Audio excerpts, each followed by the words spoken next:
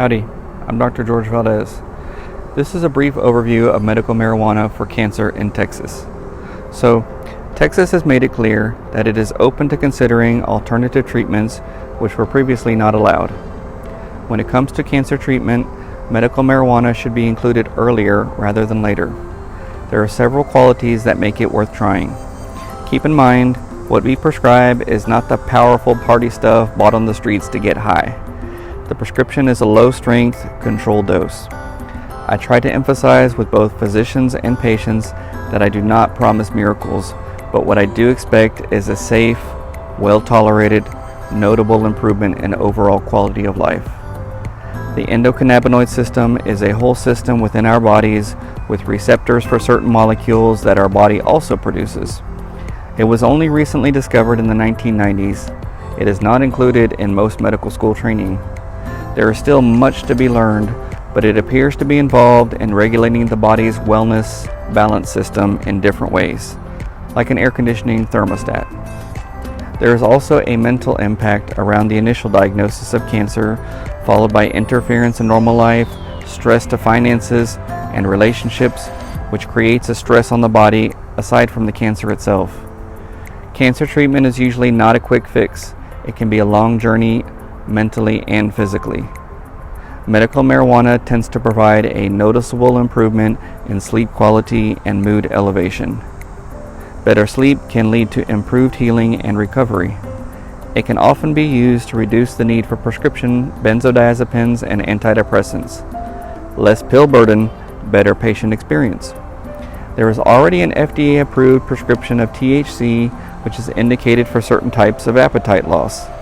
It works differently from other prescription medications to decrease nausea and also works at the part of the brain to improve appetite.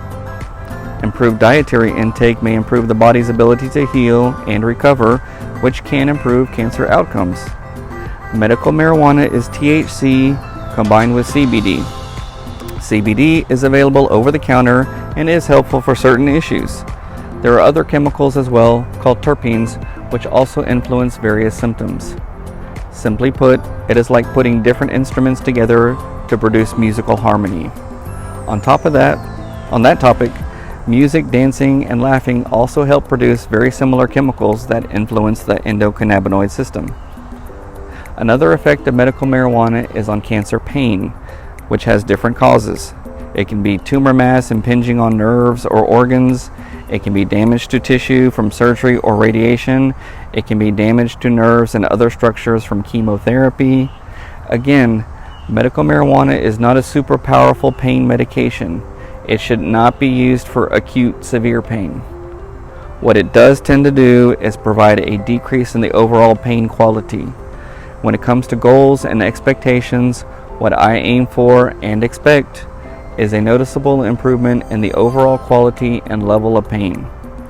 Pain should be less overwhelming and less impairing to quality of life. Opioids are stronger, but can quickly become addictive and dangerous if misused.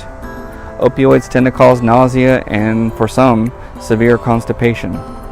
Medical marijuana can be used to decrease and sometimes eliminate the need for chronic opiates.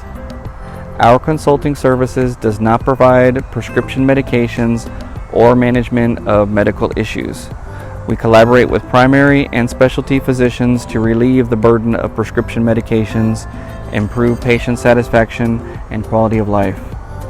As a physician, I prefer strong evidence and research, but due to the long-term restrictions and stigma, there is very little strong research or guidelines.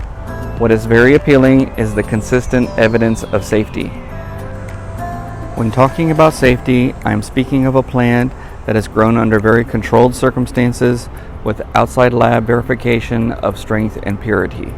The cannabis plant absorbs nutrients from the soil better than most plants, and when grown in an unknown environment, frequently absorbs heavy metals, contaminants, and pesticides.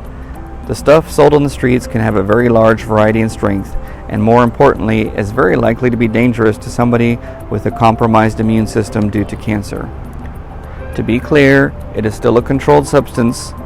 I manage with the same restrictions as opiates, and it is only permitted through an official Texas state registry through a physician who is qualified and registered to prescribe it. Just because you have a qualifying condition doesn't mean you're allowed to possess it without being registered. If you're employed, you should discuss your treatment with your employer prior to starting. Being registered does not exclude you from a company policy. If you are in a chronic pain medication program, you should notify your treating physician prior to starting. We are happy to advocate on your behalf, share education, and with your permission, collaborate with others.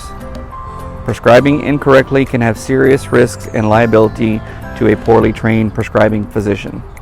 When you are considering physicians who are prescribing medical marijuana, it is important to work with those who have extensive experience managing your medical conditions. I am board certified in family medicine and practice since 2002, treating all ages and conditions. I am also board certified in palliative care. I am a member of the International Society of Cannabis Clinicians and have formal, extensive training in the many properties and aspects of cannabinoids. With a disciplined and organized approach, we can collaborate with your current team. Thank you so much for tuning in. If you feel you qualify, check us out online at www.thclinicians.com or text us at 832-345-3926. That's 832-345-EXAM. Check out our video on an overview of the ordering process and follow us for more updates and information. Goodbye.